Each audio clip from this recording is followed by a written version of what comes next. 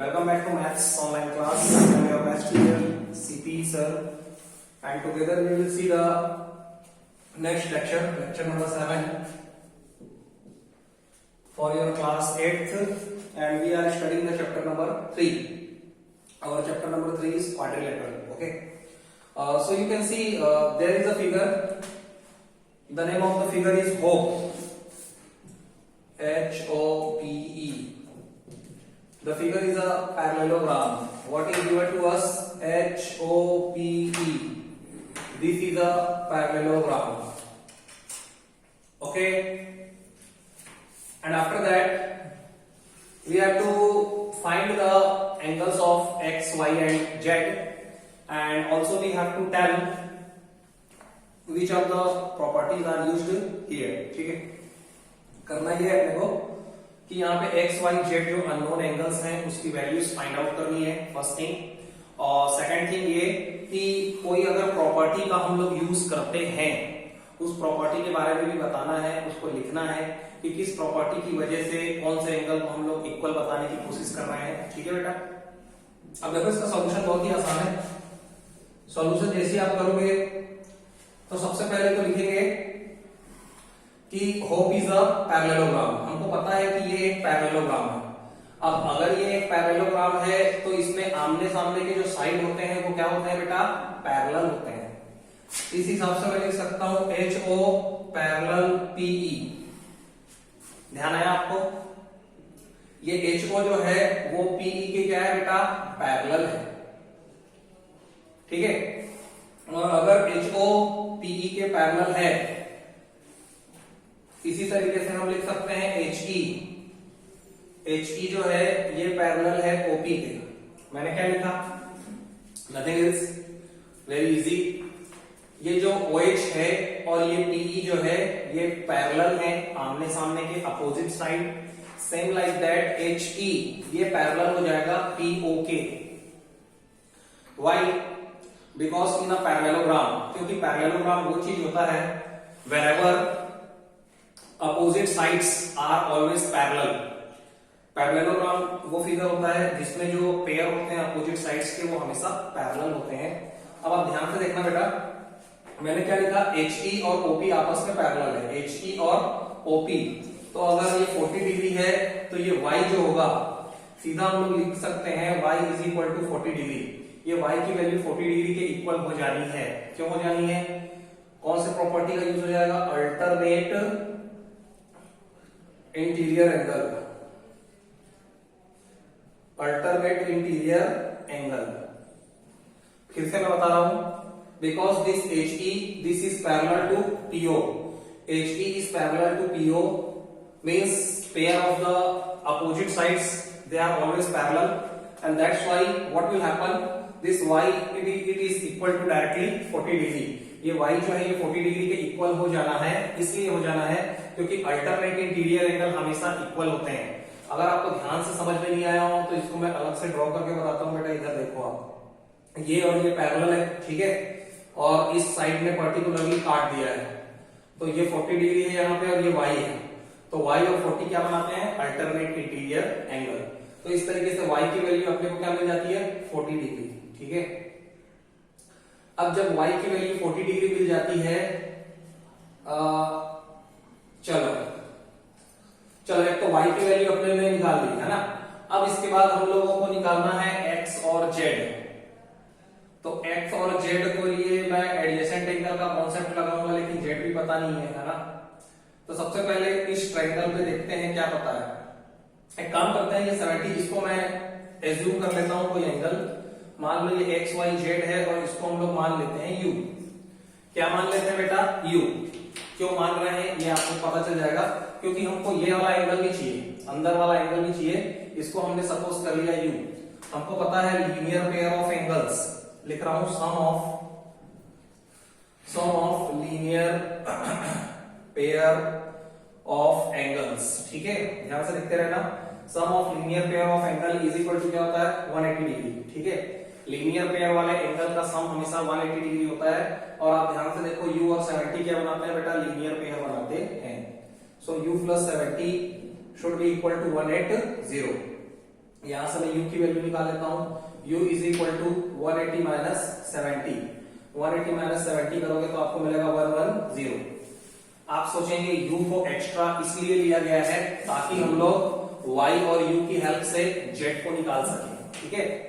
तो u को जानबूझ करके लिया गया है, ठीक है। u निकालने का फायदा ये है, अब आप देखो इन ट्रायंगल ध्यान से लिखना PHO, ट्रायंगल PHO को अगर आप ध्यान से लिखोगे तो ट्रायंगल PHO में क्या होगा, sum of all angle of triangle, sum of all angles of triangle is equal to 180 degree, sum of all angles of triangle is equal to 180 degree. उस ट्रायंगल को ध्यान से देखिए जिसको मैंने लिख रखा है PHO, PHO में जितने भी एंगल्स हैं सभी का सम कितना होने वाला है, सॉरी हाँ 180 डिग्री होने वाला है। क्यों होने वाला है, क्योंकि किसी भी ट्रायंगल के जो 3 इंटीरियर एंगल होते हैं, अंदर के जो 3 एंगल्स होते हैं उसका सम हमेशा कितना होता है 180 डिग्री, ठीक है। Angle sum of property of triangle बोलते हैं जिसको। इसके हिसाब से मैं ये बोल सकता हूं y plus Z plus U, y plus Z plus U is equal to कितना होना चाहिए 180 डिग्री।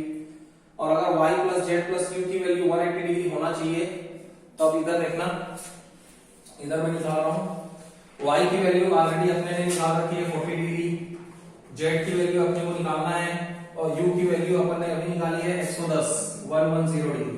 इस हिसाब से अपन क्या निकाल पाएंगे बेटा, z निकाल पाएंगे। z प्लस 110 और 40 मिला के कितना हो गया 150। इसके बाद z की वैल्यू आएगी 180 minus 150, so finally z is equal to 30 degree. तो z निकालना जरूरी था। z निकालने के लिए मुझे ये अंदर का एंगल भी चाहिए था और अंदर का एंगल था नहीं, इसलिए हमने उसको सपोज कर लिया u, और u को हमने कैसे निकाला, लीनियर पेयर वाले कॉन्सेप्ट से, ठीक है बेटा। तो इस तरीके से अपन z भी निकाल पाए, ठीक है।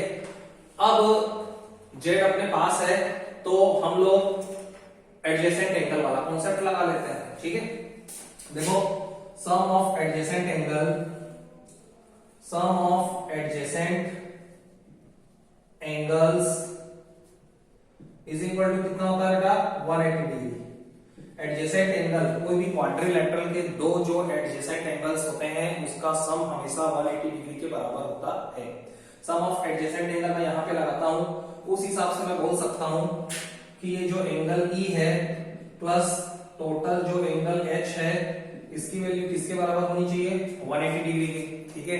तो एंगल E की वैल्यू क्या है बेटा x है, एंगल H को अपन क्या समझ सकते हैं 40 प्लस जेड, एंगल H को अपन क्या समझ सकते हैं 40 plus Z is equal to 180 degree.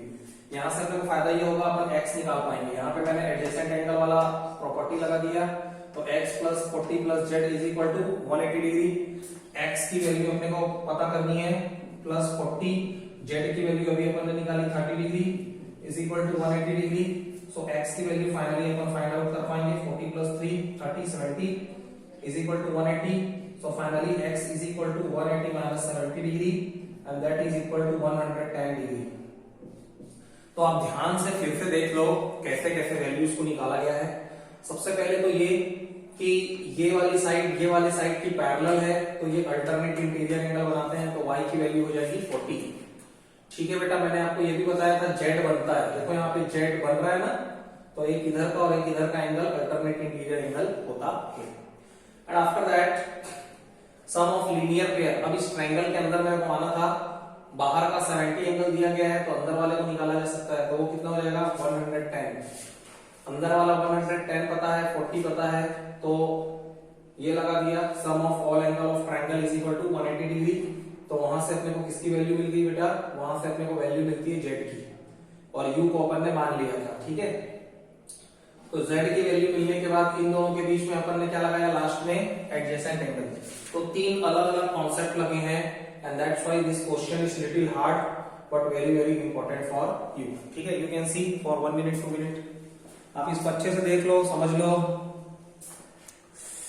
But I hope that कि आपको समझ में आ गया होगा,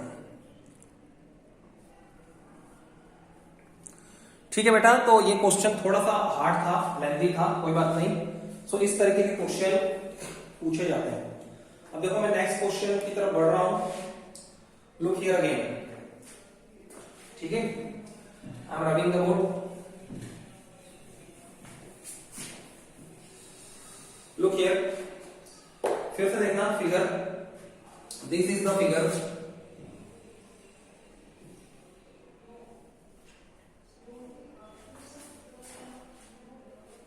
y z,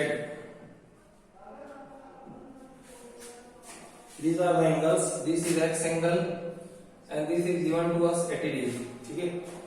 अब आप देखो फिर से अपने को x y z निकालना है, ठीक है। This figure is a parallelogram और इस फिगर में अपने को क्या निकालना है बेटा, x y और z। तो देखो किस तरीके से निकलेगा, फिर से वही कॉन्सेप्ट लगाएंगे। सबसे पहले मैं आपको सॉल्यूशन देखो, सॉल्यूशन में मैं सीधे बोलता हूं angle y is equal to 80 degree होगा।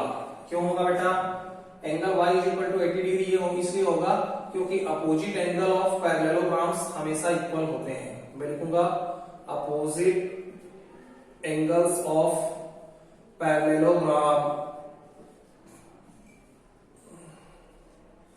Are equal. समझ में आया, opposite angles of parallelogram are equal. जो अपोजिट एंगल होते हैं पैरेललोग्राम के वो हमेशा इक्वल होते हैं। तो y की वैल्यू तो सीधे मिलती है 80 डिग्री। अब मैं y और x के बीच में एडजेसेंट एंगल का कॉन्सेप्ट लगा लेता हूं। Sum of adjacent angle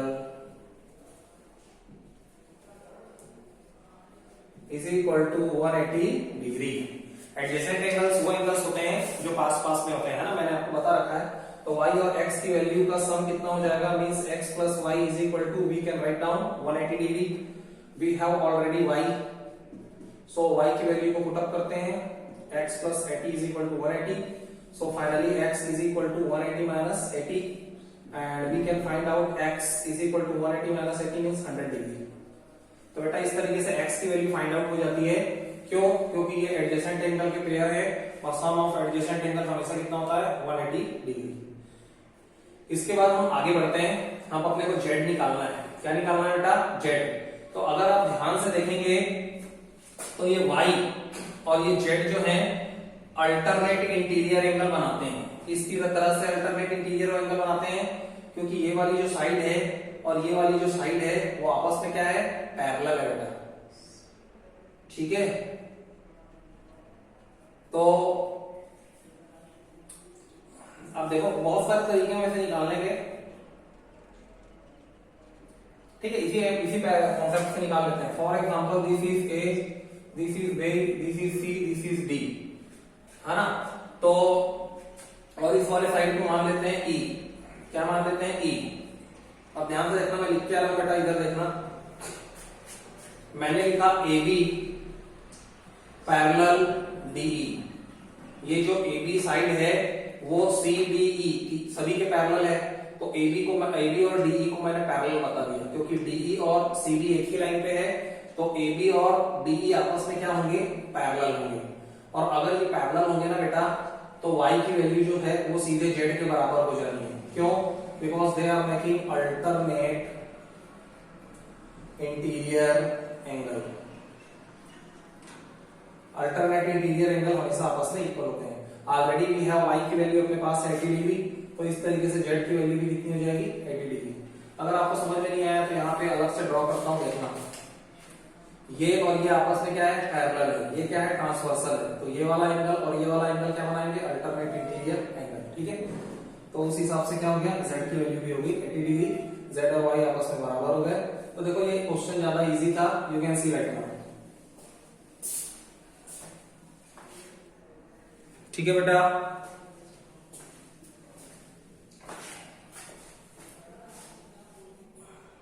Again we will move towards the new question.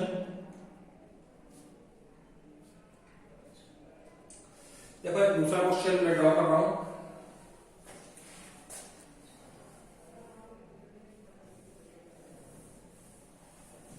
Look here, see the question first.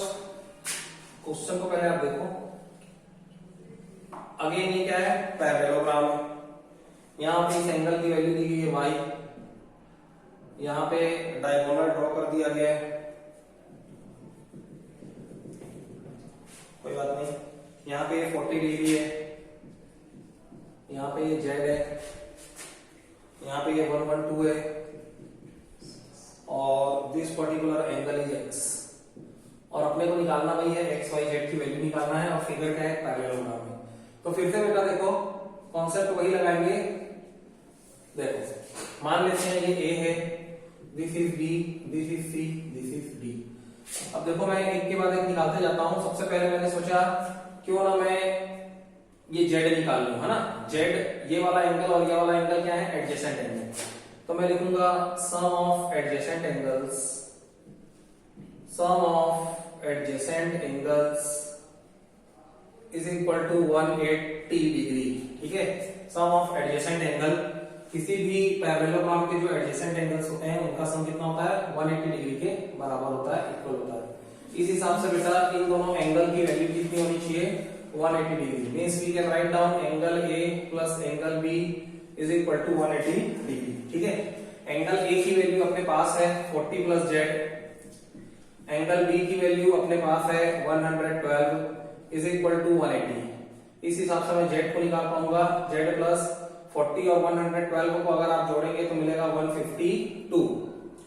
ठीक है बेटा, is equal to 180 degree. So finally Z is equal to 180 minus 152। So Z की value हो जाएगी 152 को अगर आप minus करोगे 180 से तो आपको कितना मिलेगा, देखो 52 में कितना ऐड करेंगे तो आपको मिलेगा 60, और 60 में 20 ऐड करते हैं तो मिलता है 180, मतलब 28 डिग्री। ठीक है, तो जेड की वैल्यू तो अपने को मिल गई 28 डिग्री आंसर। उसके बाद देखना कॉन्सेप्ट, ये जो है ये इसका पार्ट है ही नहीं, इसको रख करते हैं। अब यहां देखो जेड की वैल्यू अपने पास आ चुकी है बेटा। अब अपने को वाई के लिए बढ़ते हैं। वाई के लिए फिर से मैं वही लगा देता हूं, sum of adjacent angle, sum of adjacent angles is equal to 180 degree. ठीक है, तो मैं लिख सकता हूं angle D plus angle A should be equal to 180 degree.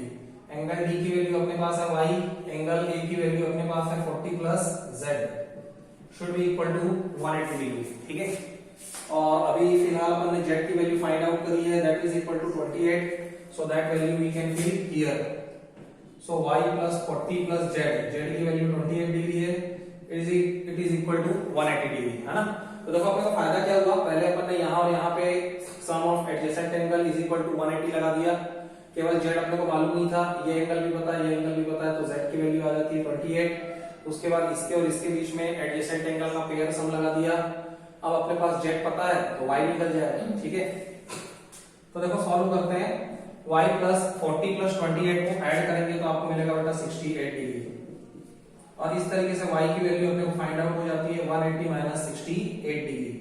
इसको आप सॉल्व करोगे तो क्या मिलेगा, देखो 68 में 2 जोड़ेंगे तो कितना मिलता है 70, है ना, और 70 में कितना ऐड करने से 180 मिलता है 110, तो 112 डिग्री हो जाएगा। y की वैल्यू भी कितनी हो जाएगी, अच्छा y की वैल्यू तो मैं पहले, चलो कोई बात नहीं, y की वैल्यू 112y कोई बात नहीं, लेकिन आप यहाँ पे देखो ये भी आप पता कर सकते हो कि y की वैल्यू 112 डिग्री होनी ही। ठीक है, क्यों, क्योंकि अपोजिट एंगल पैरेललोग्राम के हमेशा इक्वल होते हैं, ये करना ही नहीं पड़ता अपने को, फिर भी निकल जाता। ऐसे z की वैल्यू अपन ने निकाली, इसके बाद अपने को मालूम है कि अपोजिट एंगल जो पैरेललोग्राम के होते हैं वो हमेशा क्या होते हैं, इक्वल, तो y की वैल्यू तो सीधे 112 डिग्री की इक्वल ही आएगी। ठीक है, कोई बात नहीं, मैंने एडजेसेंट एंगल से भी निकाल दिया, आंसर वही आया है।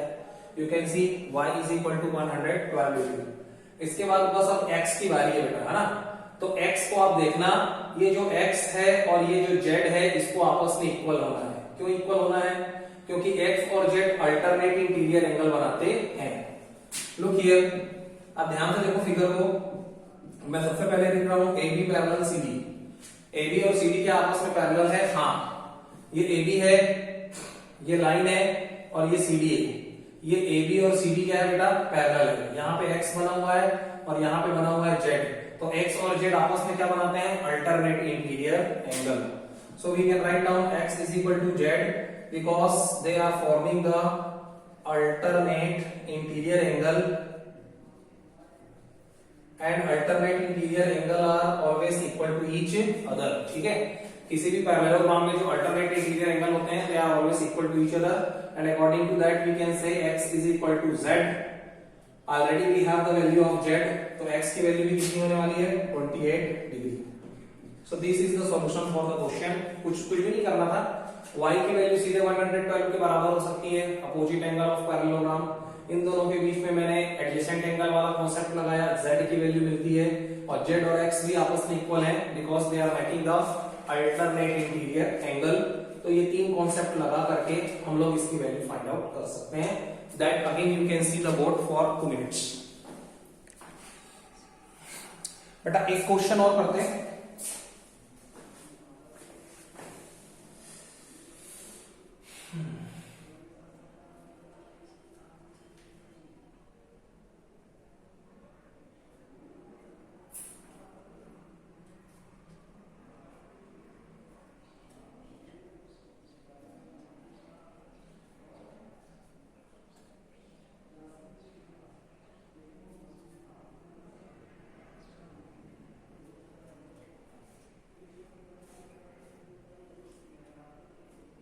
देखो एक बंडल और एक करता हूं मैं। Look here,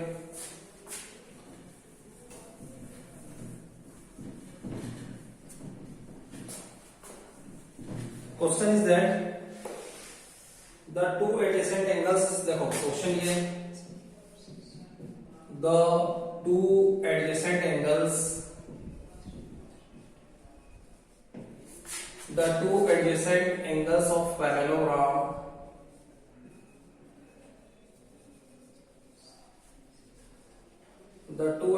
angles of parallelogram are in the ratio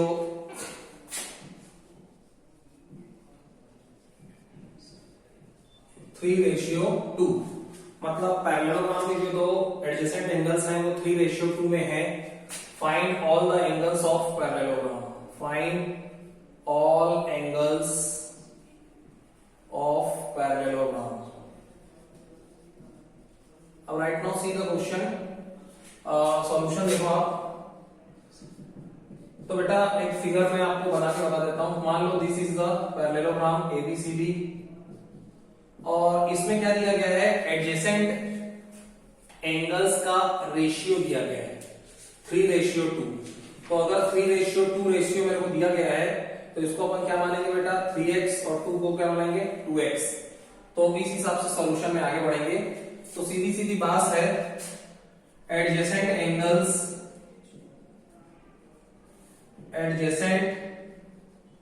angles ratio, adjacent angle का रेशियो अपने पास 2:2 है। तो एडजेसेंट एंगल्स क्या क्या हो जाएंगे, एडजेसेंट एंगल्स क्या हो जाएंगे बेटा, एडजेसेंट एंगल्स हमारे हो जाएंगे 3x और 2x। तो मान लो A को मैं मान लेता हूं 3x, तो B कितना हो जाएगा 2x। ठीक है, तो ये वाला कितना हो जाएगा, ये भी 3x हो जाएगा और इसके सामने वाला कितना हो जाएगा 2x, क्योंकि अपोजिट एंगल पैरेललोग्राम्स के इक्वल होते हैं। तो दो एंगल जो होंगे वो 3x हो जाएंगे और बाकी के दो एंगल हो जाएंगे 2x। ठीक है, एडजेसेंट एंगल का रेशियो दिया है 3:2, तो 3x और 2x that is the value of the angle. तो अगर ये 3x है तो ये 2x है, अगर ये 2x है तो यहाँ 3x आएगा। ऐसे भी अपोजिट एंगल पैरेललोग्राम के क्या होते हैं, इक्वल होते हैं। अब अपने को x की वैल्यू पहले निकालनी है, तो हम लोग कॉन्सेप्ट लगाएंगे sum of all angles of parallelogram, sum of all angle of parallelogram. Parallelogram के जितने भी एंगल्स होते हैं सभी का सम कितना होता है बेटा 360 डिग्री। इस हिसाब से सभी एंगल का सम कर देते हैं। तो 3x plus 3x 2 times add कर दो और 2x और 2x को 2 टाइम्स ऐड कर दो and finally the sum of all the angles should be equal to 360 degree. सभी को ऐड करने के बाद अपने को पता चलता है 3 और 3 6, 6 और 2 8, 8 और 2 10, तो मिलता है बेटा 10x is equal to 360 degree.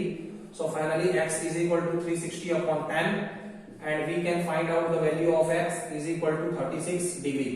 लेकिन केवल x की वैल्यू निकालने से काम नहीं होगा, अपने को अब सारे एंगल्स की वैल्यू निकालनी है। तो देखो दो एंगल जो है वो 2x, तो टू एंगल्स जो है वो क्या है 3x और 3x। दो एंगल की वैल्यू 3x के बराबर है तो कितना हो जाएगा 3 इंटू एक्स, एक्स की वैल्यू अपने पास है 36 डिग्री।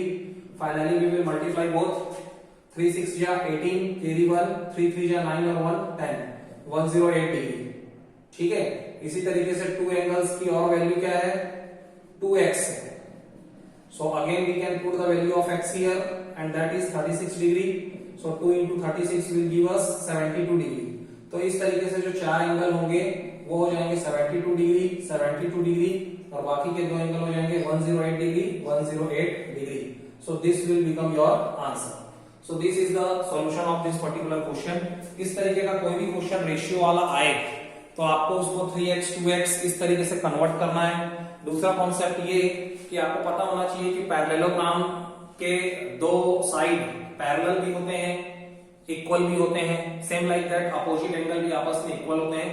तो अगर दो रेशियो ही अपने को पता है तो कहने का मतलब है अपने को चारों पता है, ठीक है, क्योंकि दो 3x 3x, दो 2x 2x और सभी का जो सम होता है sum of all angle of the parallelogram exactly it is equal to 360 degree and by applying that particular concept we will find out the value of x, and once we find out the value of x and after that we can find out all the ratio of the angles same way I have solved here. ठीक है, so this was still here I am finishing my lecture.